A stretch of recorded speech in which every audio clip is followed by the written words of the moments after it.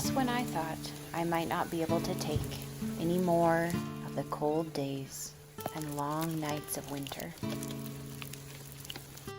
Just when my plans for the year, like the blueprints for our house, seemed too old and too complex to really make sense of anymore.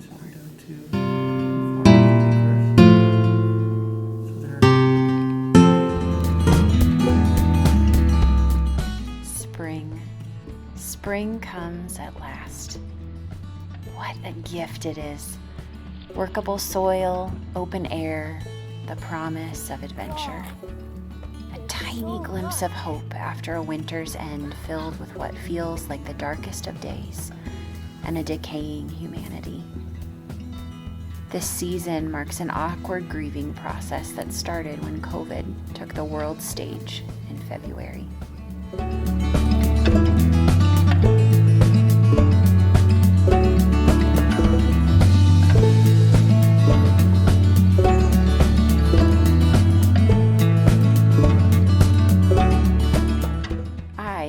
I'm an introvert by nature. The quiet seclusion of home is my comfortable place. My tank is refilled by silence, the beauty of nature, and, oddly enough, adventures of boredom. Let's just say that this quarantine has been much easier for me than it has been for my extroverted family.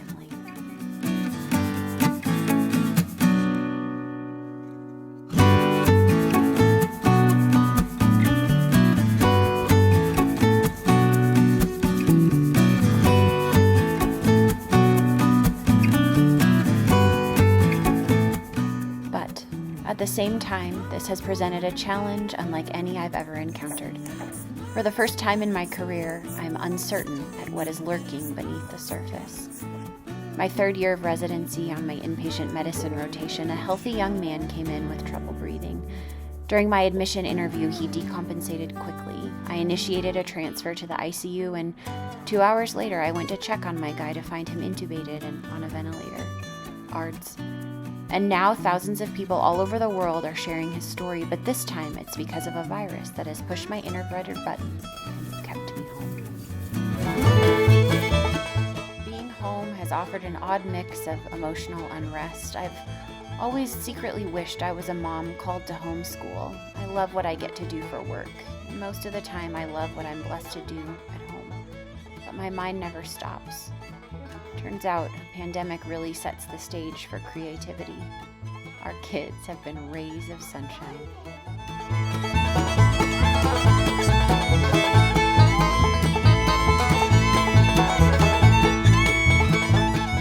And here we are, wiping down our groceries, leaving our clothes and shoes in the garage when we come home from contaminated offices, wearing masks in public and doing awkward waves instead of handshakes, patiently waiting for the sun to come along, hoping for the gift of freedom, of wind through our hair, and the endorphin rush that comes with it.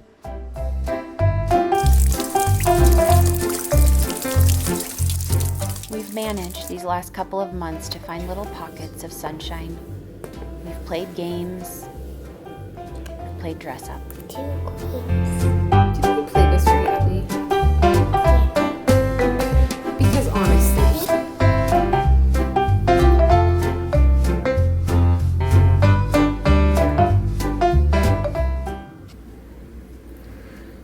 so cold. just all of a sudden. Lydian, can you make your best roar face? Lydian, make your best roar face. Look at me, roar at me. Go like this.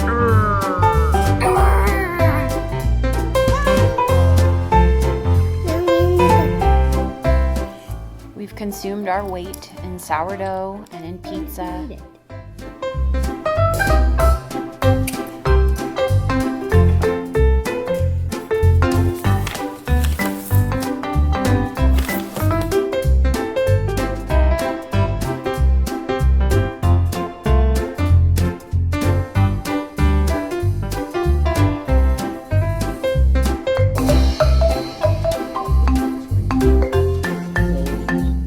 Had campfires, we've had tantrums, and we've celebrated birthdays.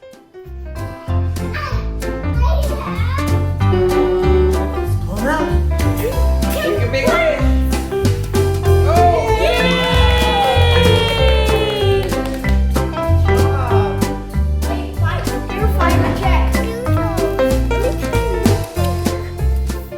We've watched the birds, we've chased the sun, and we've noticed how the flowers grow.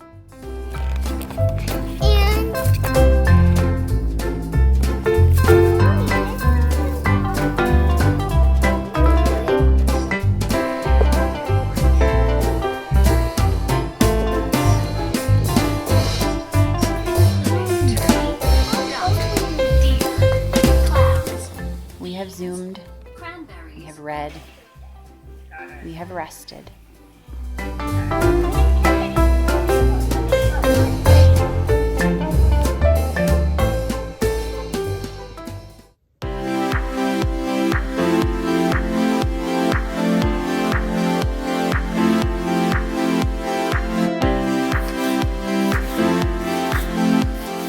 We've played chef and DJ, and we've been dancing ballerinas.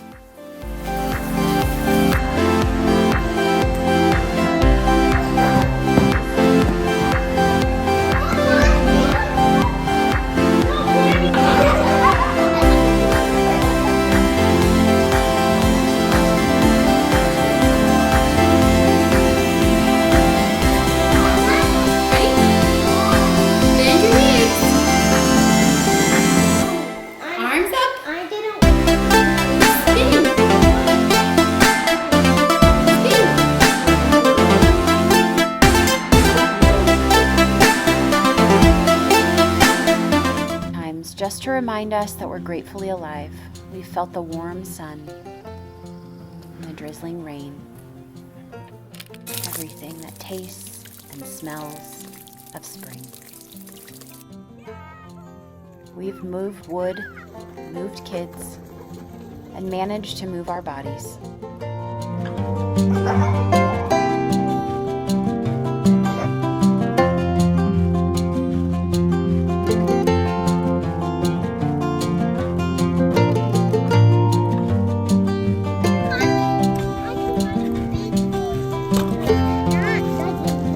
Ready, pop up like that little owl. We've taken baths. We've taken up projects. How to make one. I love making these. Do it. And in all ways possible, we've stretched our imaginations.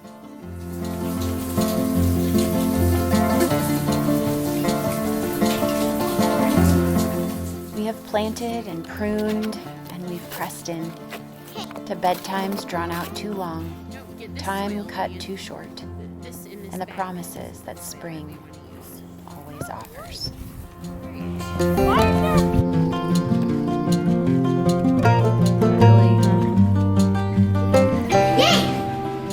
You know, oddly enough, I thought I would lose hope quickly processing how this virus has changed me, my job, our interactions. And yes, my hope has been dented. I thought I might unravel quickly, and maybe I did, just a little. But I realized all too quickly that there is hope. So much hope. I cannot change the world, but I can change my perspective. I've thought a lot about that patient since I wrote this. He fared just fine. He was extubated a few days after being placed on the ventilator.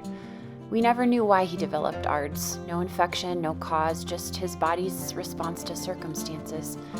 That's the mysterious thing about decompensation sometimes. It just happens, like panic attacks or bouts of situational depression. One day we'll be fine, the next we're grouchy and crying. No viable reason except our body's response to circumstances. I think in this process, I'm finally okay traveling the peaks and valleys of whatever this is. Change. Hang in there, friend.